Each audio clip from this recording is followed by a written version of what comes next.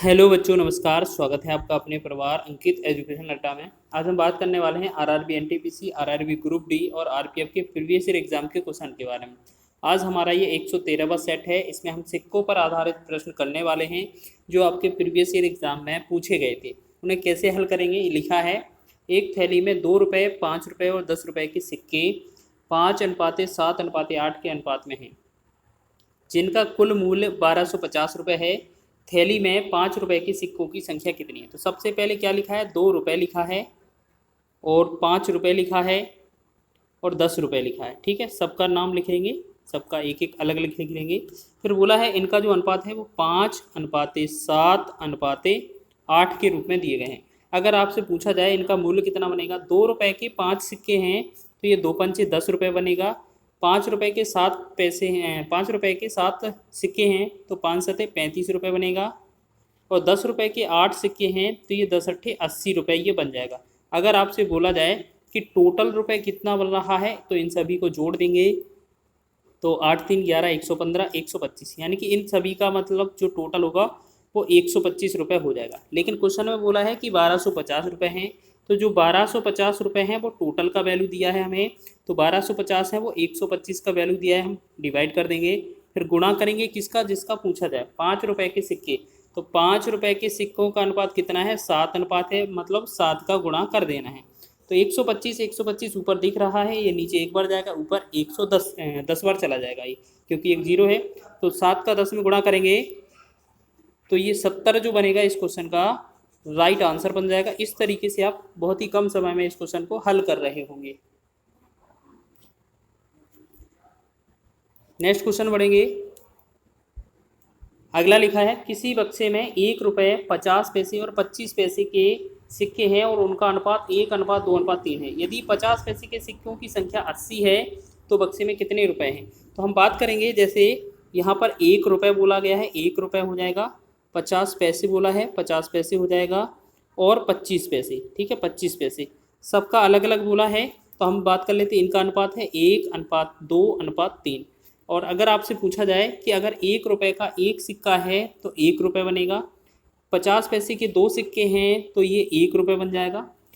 दो ये तीसरा जो है वो कितना, 25 पैसा है, तो 25 पैसे के अगर 3 सिक्के हैं तो ये कितना, 75 पैसे, यानी कि 0.75 रुपये बन जाएगा। ठीक है, लेकिन अगर यहाँ पर हम टोटल करेंगे इनका रुपए का तो ये टोटल रुपए कितना होगा, 1 2 और 0.75, यानी कि ये हो जाएगा 2.75 रुपये। अब क्वेश्चन में दिया क्या है वो देखेंगे। दिया है कि 50 पैसे के जो सिक्के हैं वो 80 हैं, तो यहाँ पर 50 पैसे के सिक्कों की संख्या कितनी है, 2 है, तो 2 से डिवाइड कर देंगे। अब गुणा किसका करना है, 2.75 का, 2.75 का, जिससे कि आपका टोटल रुपए निकला है, क्योंकि टोटल रुपए तो इतना ही है। 2 एकम 2, 2 से डिवाइड करेंगे, 2 चौके 8, 1 0। यहाँ पर हम गुणा करेंगे, 1 0 तो पहले ही है, और 4 पंचे 20 हो जाएगा, 4 से 28 और 2 30 हो जाएगा, 4 दूना 8 3 11 हो जाएगा। ठीक है, 2 पॉइंट बाद दशमलव था तो ये हमारे 2 पॉइंट तो हट ही जाएंगे। तो यहाँ पर 110 जो बनेगा फाइनल हमारा इस क्वेश्चन का राइट आंसर हो जाएगा। 110 टोटल रुपए होंगे। तो ऑप्शन नंबर डी इसका सही है, ये एनटीपीसी के एग्जाम में पूछे गए थे। आगे बात करेंगे नेक्स्ट क्वेश्चन की। तो एक बॉक्स में 110 रुपये रखे हुए हैं, जिसको 1:2 अनुपात, मतलब 1:2:3 के अनुपात में 1 रुपये 50 पैसे और 25 पैसे के सिक्के के शामिल हैं। 50 पैसे के सिक्कों की संख्या क्या है? देखो, वैसे तो इसका आंसर 80 ही होना है, क्योंकि ये जो आरआरबी एनटीपीसी ने है ना, ये आपका एग्जाम घुमाया है, क्योंकि अभी पिछला क्वेश्चन था वो इसका जस्ट उल्टा किया है। तो आपको क्या करना है, 1 रुपये का और 50 पैसे और 25 पैसे के जो सिक्के हैं वो आपके कितने हैं, तो ये कितने हैं, पहले 1 रुपये और 50 पैसे और 25 पैसे के जो सिक्के का अनुपात है वो 1:2:3 है। हमने देखा 1 रुपये का अगर एक सिक्का है तो 1 रुपये बनेगा, 50 पैसे के 2 सिक्के हैं तो ये 1 रुपये बनेगा, 25 पैसे के 3 सिक्के हैं तो 0.75 रुपये बनेगा। अगर इन सबको जोड़ेंगे तो ये टोटल जो रुपये बनेगा वो कितना बन जाएगा, 2.75 रुपये। अब क्वेश्चन में आपको क्या दिया है, रुपये दिया है तो रुपये से भाग करेंगे। तो रुपये दिया है 110 टोटल, तो हम करेंगे रुपये से भाग, 2.75 से गुणा कर देंगे, मतलब भाग करेंगे। फिर गुणा किसका पूछा है, 50 पैसे के सिक्कों की संख्या, तो 50 पैसे के जो सिक्के हैं उनका अनुपात कितना है, 2 है। अब यहाँ से ये पॉइंट हटाएंगे तो ऊपर कितना, 100 से गुणा कर देंगे। ठीक है, और 5 से यहाँ डिवाइड करेंगे तो 5 से कितना हो जाएगा, 5 दूना 10 और 1 2 1 0 5 दूना 10। यहाँ 5 से डिवाइड करेंगे तो ये 5 25 हो जाएगा और 2 5 25 हो जाएगा। फिर 5 से डिवाइड करेंगे, 5 से 11 बार, 5 से डिवाइड यहाँ कर देंगे, 20 पंचे 100 हो जाएगा। फिर 11 एकम 11, 11 दूना 22। तो जो बना हमारा 2 गुणे में 2 गुणे में 20, तो 2 दूना 4, 4 और 20 की कितना होगा 80। तो 80 जो होगा इस क्वेश्चन का राइट आंसर होगा। ऑप्शन नंबर ए इसका राइट है। ठीक है, ये रिवर्स क्वेश्चन था, 2 बार पूछा गया था क्वेश्चन। चलिए इसी तरीके से आसान क्वेश्चन है हम बना रहे होंगे, आगे देखेंगे नेक्स्ट क्वेश्चन। एक बैग में 25 पैसे, 10 पैसे और 5 पैसे के सिक्के 1:1:3, यहाँ पर क्या लिखा है 1:2:3 के अनुपात में हैं। यदि बैग में कुल मिलाकर 30 रुपये हैं तो 5 पैसे के सिक्के कितने हैं। तो सबसे पहले बात करते हैं, एक बैग में 25 पैसे, 25 पैसा लिखेंगे, फिर 10 पैसे, फिर 10 पैसा लिखेंगे, फिर 5 पैसे तो 5 पैसा लिखेंगे। ठीक है, सबका जो अनुपात है वो देखेंगे, सबका अनुपात है वो 1:2:3 है। अब बोला जाए कि अगर 25 पैसे का अगर एक सिक्का है तो ये कितना 10 इस 25 पैसे ये बनेंगे क्योंकि ये पैसे में बनाएंगे टोटल। और 10 पैसे के 2 सिक्के हैं तो ये 20 पैसे बनेंगे, 5 पैसे के 3 सिक्के हैं तो ये 15 पैसे बनेंगे। अगर इन सबको जोड़ा जाएगा तो 25 20 45 और 15 कितना हो जाएगा 60, तो ये 60 पैसे बनेंगे। ठीक है, लेकिन क्वेश्चन में आपको कितना 30 रुपये दिए हैं, अगर रुपए को 100 पैसों में बदलेंगे तो इसमें 100 से गुणा कर देंगे। अब हम कह सकते हैं कि 30 गुणे 100 जो होगा हमारा टोटल पैसा बन जाएगा। टोटल पैसे में हम 60 से डिवाइड करेंगे तो हमारा 1 अनुपात का वैल्यू निकल आएगा। और आपसे 5 पैसे का पूछा है तो 5 पैसे का जो है 3 अनुपात दिया है हुआ है, 3 से हम गुणा करेंगे। तो यहाँ 30 एकम 30, 30 दूना 60 हो जाएगा, 2 एकम 2, 2 से इसे 50 दूना 100 हो जाएगा। अब 50 का 3 में गुणा करेंगे तो जो हमारा बनेगा 50 या 150, यानी कि 150 जो होगा इस क्वेश्चन का राइट आंसर हो जाएगा। तो जो 5 पैसे के सिक्के होंगे वो कितने होंगे 150।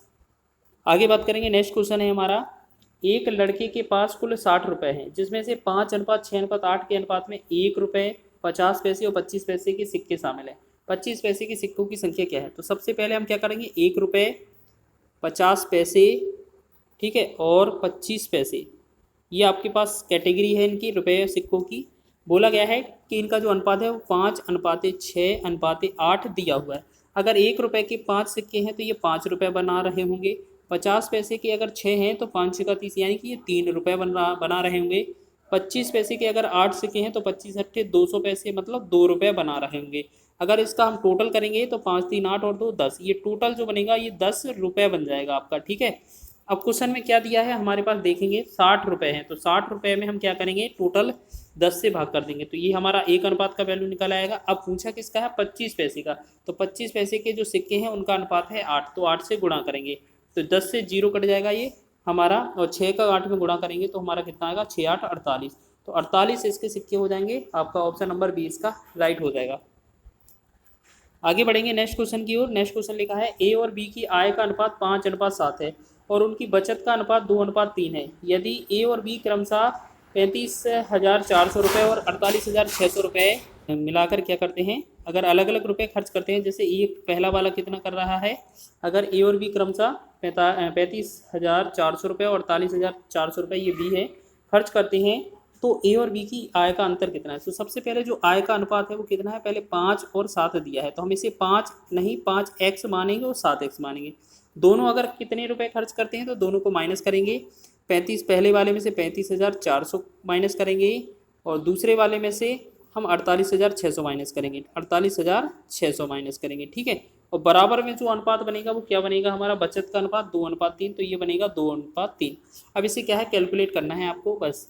तो हम क्या करते हैं, इस वाले में 3 से ऊपर करेंगे, 3×5 = 15x, यहाँ पर थोड़ा स्पेस से लिखेंगे, 3×5 = 15x माइनस 35, यहाँ पर 0, फिर 1 0 हो जाएगा, 2 0, 3 चौकी 12, 3×5 = 15, 1 16 और 3 3 का 9, 1 10, ये आ जाएगा। तो इस तरफ करेंगे तो 7 दूना 14x हो जाएगा और माइनस कितना होगा, ये 0 0 0 तो है ही, 2 6 12, 2 8 16, 1 17 और 2 चौके 8 और 1 9। तो हम क्या करेंगे, इस 15 को 14 के पास ले जाएंगे तो x बनेगा हमारा, और इसको इसके पास ले जाएंगे तो ये हमारा, अगर इसमें से माइनस करना पड़ेगा तो हम इसे क्या करेंगे, माइनस करेंगे। तो यहाँ पर ये क्या है, माइनस करते हैं। अगर हम इन्हें एक बार गुणा चेक कर लेते हैं, एक बार चेक करते हैं इनका गुणा। तो यहाँ पर अगर इनके पास ले जाएंगे तो ये कितना, ये हो जाएगा 1,06,200 और यहाँ पर माइनस कितना था, ये 97,200। 200 में से 200 तो माइनस हो ही जाएगा। अब 1,97,6,000 है और 1,06,000 और 97,000 है, तो यहाँ पर 3,000 तो ये बचा और 6,000 ये बचा, यानी कि 9,000 इसकी वैल्यू ये रहने वाली है। ठीक है, तो x का अनुपात 9,000 आ गया। ठीक है, अब बोला है कि a और b की आय का अंतर है। a की आय है 5 अनुपात और b की आय है 7 अनुपात। इन दोनों का अंतर जो होगा, अगर अंतर आपसे निकालने को बोला जाए तो ये क्या होगा, 2x जो होगा इनका आय का अंतर होगा। यानी कि x का वैल्यू तो 9,000 है, अगर 2x का वैल्यू निकालेंगे तो 2 गुणे में 9,000 करना पड़ेगा हमें, तो 9 दूना 18, यानी कि 18,000 जो बनेगा इस क्वेश्चन का राइट आंसर बनेगा। ऑप्शन नंबर ए इसका सही हो जाएगा। ठीक है ना, बहुत ही अच्छा क्वेश्चन है, एग्जाम में पूछा जा सकता है। इस तरीके के एग्जाम में प्रश्न भी बहुत बनते हैं। नेक्स्ट क्वेश्चन है, सीमा और दर्शन की आय का अनुपात 7:5:6। वे क्रमशः 12,000 रुपये और 9,000 रुपये की बचत करते हैं, तो उनके व्यय का अनुपात जो है वो 17:12 है। तो सीमा और दर्शन की कुल आय ज्ञात कीजिए, कुल व्यय ज्ञात कीजिए। देखो इस तरीके का क्वेश्चन बहुत पूछा जाता है, आपको याद रखना है। तो सबसे पहले जो आय का अनुपात है वो देखते हैं। तो यहाँ पर क्या है, हम सबसे पहले व्यय पूछा है तो व्यय का अनुपात बनाएंगे। जैसे यहाँ पर लिखा है 17:12, तो हम 17 को 17x और 12 को 12x लिखेंगे। फिर बोला है अगर इस व्यय में, खर्च में अगर आपका जो बचत है वो जोड़ दिया जाए, यानी कि पहले वाले का जो बचत है वो कितना है, 12,000 रुपये है, पहले वाले में 12,000 जोड़ दिया जाए। ठीक है, और दूसरे वाले में 9,000 बचत है तो 9,000 जोड़ दिया जाए, तो इनका जो आय का अनुपात बन जाता है वो कितना बनता है आपका, तो ये बन जाता है आपका कितना, 7:5। ठीक है, तो अगर इस तरीके से आप कैलकुलेट करेंगे तो हमारा कितना होगा, जैसे इसका क्रॉस गुणा करेंगे हम। ठीक है, तो 17×5 85x हो जाएगा, प्लस 12×5 60 हो जाएगा और 3 0 पहले से ही मौजूद थे, बराबर यहाँ 12×7 84x हो जाएगा, प्लस इधर कितना हो जाएगा, 7×9 63, 63,000 हो जाएगा। ठीक है, अब यहाँ पर हम 84 85 के पास ले जाएंगे तो ये x बचेगा और 60,000 को 63 के पास ले जाएंगे तो ये 3,000 बचेगा, यानी कि इनका जो x का जो वैल्यू है वो 3,000 आ रहा है। बोला है दोनों की दर्शन और सीमा दोनों हैं, उनका कुल व्यय ज्ञात कीजिए। तो इन दोनों का व्यय ज्ञात करना है, तो पहले वाले का व्यय 17 है और दूसरे का 12 है। 17-12 अगर दोनों का कुल निकालेंगे, कुल व्यय, तो कुल व्यय कितना, 17-12 कितना होता है, तो ये हो जाएगा 29x। ठीक है, अगर 29x और x का वैल्यू आपको पता है तो कितना हो जाएगा आपका, 29 गुणे में 3,000। ठीक है, तो अगर 3 का गुणा कर रहे हैं 29 तो ये 87 हो जाएगा और 3 0 आपस में साथ में रहेंगे, तो ये 87,000 जो बनेगा इस क्वेश्चन का राइट आंसर बनेगा। ठीक है, आपको देखना है क्वेश्चन में क्या दिया है। आपको इसके लिए एक चीज़ याद रखनी है, जो आय होता है वो आय बराबर होता है खर्चा, मतलब जो खर्च होता है व्यय बोलते हैं जिसे, खर्चा प्लस बचत। ठीक है, या आप यहाँ से अगर बचत का अनुपात निकालेंगे तो हमें इस तरफ माइनस करना पड़ता है, इस तरीके से ये पैटर्न आपको फॉलो करना पड़ता है। तो ये आपको याद रखना है इस पैटर्न का। चलिए आगे बात करते हैं नेक्स्ट क्वेश्चन। ये आपका क्वेश्चन बहुत ही महत्वपूर्ण है, एग्जाम में बहुत पूछा जाता है। यदि a/2 बराबर b/3 बराबर c/5 है तो a + b + c/c क्या होगा। तो आपको याद रखना है, अगर इस तरीके का क्वेश्चन हो, a/2 दिया है बराबर b/3 दिया है बराबर c/5 दिया है, तो इसमें जो आपका अनुपात होगा वो a का मान जो है वो 2 निकलेगा, b का मान है वो 3 निकलेगा, c का मान है वो 5 निकलेगा। ठीक है, अगर ये बराबर में दिए हैं तब तो हमें क्या करना है, पूछा है कि a + b + c का मान बटा में ये प्लस बटा में c, तो हम क्या करेंगे, a का जो मान है कितना है, 2 है, b का मान 3 है, c का मान 5 है, तो हम क्या करेंगे 2 + 3 + 5 कर देंगे और बटा में c का जो वैल्यू है वो कितना है, 5 है। ठीक, तो हम इसे कैलकुलेट कर रहे होंगे, तो 2 और 3 5 5 5 10 हो जाएगा, 10/5 लिखेंगे, 5 से काटेंगे, 5 दूना 10, तो ये आ जाएगा और क्वेश्चन का आंसर 2। तो ऑप्शन नंबर आपका ए इसका राइट आंसर हो जाएगा। ठीक है, बहुत ही अच्छा क्वेश्चन है, एग्जाम में बहुत पूछा जाता है। और ये अंतिम प्रश्न देख लेते हैं, लिखा क्या है, क्या संख्याएं 30 40 45 60 समानुपात में हैं। तो ये सभी विकल्प दिए गए हैं। तो सबसे पहले जो क्या है, 30 40 45 30 40 45 और 60 समान अनुपात में है, यानी कि पहली दूसरी और तीसरी चौथी। तो हम क्या करेंगे, 30/40 कर देंगे पहली दूसरी को और 45/60 कर देंगे। तो हम क्या करेंगे, इस 0 से 0 कट जाएगा, तो ये बटा 3/4 बचा। ठीक है, और यहाँ 15 × 45 15 × 60, तो ये बचा 3/4। ठीक है, हमने देखा ये 3/4 3/4 दोनों ही रह रही हैं, तो हम कह सकते हैं कि हाँ संख्याएं समानुपात में हैं।